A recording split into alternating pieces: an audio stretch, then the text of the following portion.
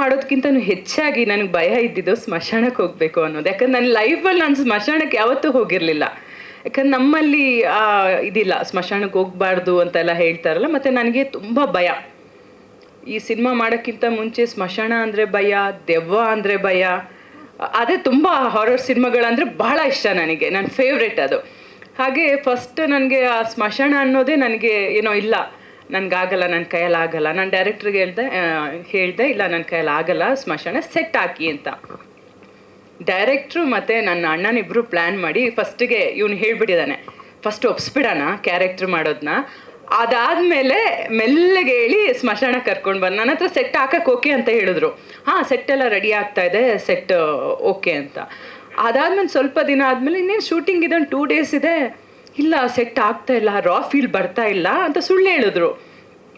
ಮತ್ತು ನಾನು ಹೇಳಿದೆ ಇಲ್ಲ, ಶೂಟಿಂಗ್ ಕ್ಯಾನ್ಸಲ್ ಮಾಡು, ಪೋಸ್ಟ್ಪೋನ್ ಮಾಡು, ಇನ್ನೊಂದು 20 days ಸೆಟ್ ಹಾಕ್ಬಿಟ್ಟು ನಾವು ಶೂಟಿಂಗ್ ಸ್ಟಾರ್ಟ್ ಮಾಡೋಣ ಅಂತ ಹೇಳಿದೆ. ಅಷ್ಟೊತ್ತಲ್ಲಿ ಡೈರೆಕ್ಟ್ರು ಬಂದರು. ಇವನು ಗೊತ್ತು ನಾನು ಯಾರ ಮುಂದೆನೂ ಫೇಸ್ ಟು ಫೇಸ್ ನಾನು ಇಲ್ಲ ಅಂತ ಹೇಳೋಕ್ಕಾಗಲ್ಲ, ನನಗೆ ಆ ಸ್ವಭಾವದವಳಲ್ಲ ನಾನು. ಡೈರೆಕ್ಟ್ರ್ ಮನೆಗೆ ಬಂದು ಮೇಡಮ್ ಸ್ಮಶಾನದಲ್ಲೇ ಶೂಟಿಂಗ್ ಮಾಡಬೇಕು, ರಾ ಫೀಲ್ ಬೇಕು ಅಂದರು. ನಾನು ಅಂದ್ಕೊಂಡಿದ್ದು ಯಾವ ಕರ್ಮಪ್ಪ ಈ ಡೈರೆಕ್ಟ್ರ್ ಎಲ್ಲದಕ್ಕೂ ರಾ ಫೀಲ್ ಬೇಕು ಅಂತಾರೆ ಅಂದ್ಬಿಟ್ಟು ಅದಾದಮೇಲೆ ಅವ್ರಿಗೆ ಹೇಳ್ದೆ, ಸರಿ ಆಯಿತು ಏನೋ ಒಂದು ಓಕೆ ಮಾಡೋಣ ಶೂಟಿಂಗ್. ಬಟ್ ನನಗೆ ತುಂಬ ಭಯ. ಎಲ್ಲಿವರೆಗೂ ಅಂದರೆ ಈ ಸಿನಿಮಾ ಮಾಡೋಕ್ಕಿಂತ ಮುಂಚೆ ದೆವ್ವ ಅಂದರೆ ಎಷ್ಟು ಭಯ ಇತ್ತು ಅಂದರೆ, ಒಂದು ರೂಮಿಂದ ನಾನು ಇನ್ನೊಂದು ರೂಮ್ಗೆ ಹೋಗ್ಬೇಕಂದ್ರೆ ನನ್ನ ತಾಯಿನೋ ಇಲ್ಲ ನನ್ನ ತಮ್ಮನೋ ಯಾರನ್ನಾದ್ರೂ ನಿಲ್ಲಿಸ್ತಾ ಇದ್ದೆ. ಇವನಲ್ಲ, ಇವ್ನು ನನ್ನ ಜೊತೆಯಲ್ಲಿ ಇರಲ್ಲ. ಸೊ ಯಾರಾದರೂ ನನ್ನ ಜೊತೇಲಿ ಇರೋರು, ಇಲ್ಲ ಮನೇಲಿ ಕೆಲಸ ಮಾಡೋರು, ಇಲ್ಲ ನನ್ನ ಸಿಸ್ಟರ್, ಇಲ್ಲ ಯಾರೋ ನನ್ನ ಜೊತೆ ಇರಬೇಕು. ನಾನು ರೂಮ್ಗೆ ಹೋಗ್ತೀನಿ ಅಂದರೆ ಅವ್ರು ನನ್ನ ಜೊತೆ ಬರಬೇಕು. ಅಷ್ಟು ಭಯ ಇತ್ತು ನನಗೆ ದೆವ್ವ ಅಂದರೆ. ಆದರೂ ದೆವ್ವಗಳ ಸಿನಿಮಾ ಯಾವುದು ಬಿಡ್ದಿರೋ ಪ್ರತಿಯೊಂದು ಸಿನಿಮಾನೂ ನೋಡ್ತಾ ಇದ್ದೆ ನಾನು.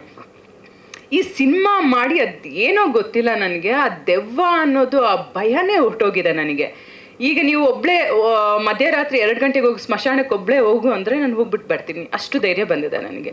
ಅದು ಏನು ಶಕ್ತಿನೋ ಗೊತ್ತಿಲ್ಲ.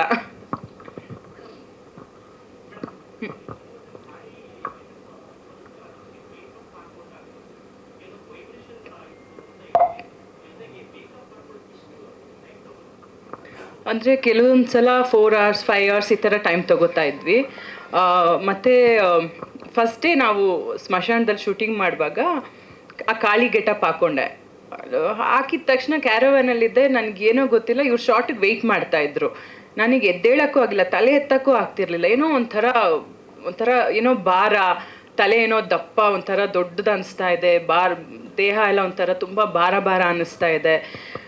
ಇವ್ರು ಕರಿತಾ ಇದ್ದಾರೆ, ನನಗೇನು ಇವ್ರು ಮಾತಾಡೋದೆಲ್ಲ ಏನೂ ಕೇಳಿಸ್ತಾ ಇಲ್ಲ. ಅದಾದಮೇಲೆ ಇವ್ರಿಗೇನೋ ಡೌಟ್ ಆಯಿತು, ಏನೋ ಪ್ರಾಬ್ಲಮ್ ಆಗಿದೆ, ಎಲ್ಲ ಕ್ಯಾರವ್ಯಾನ್ಗೆ ಓಡ್ ಬಂದರು.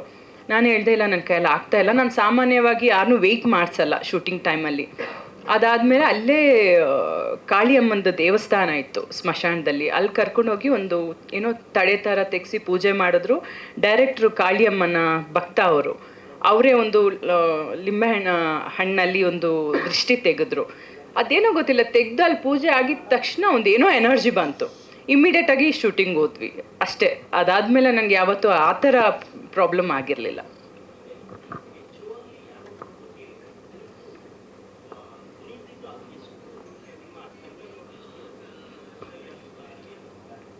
ಸರ್ ಖಂಡಿತವಾಗ್ಲೂ. ಯಾಕಂದರೆ ಇನ್ನೊಂದೇನೆಂದರೆ ಅವ್ರವ್ರ ನಂಬಿಕೆ ಅದು.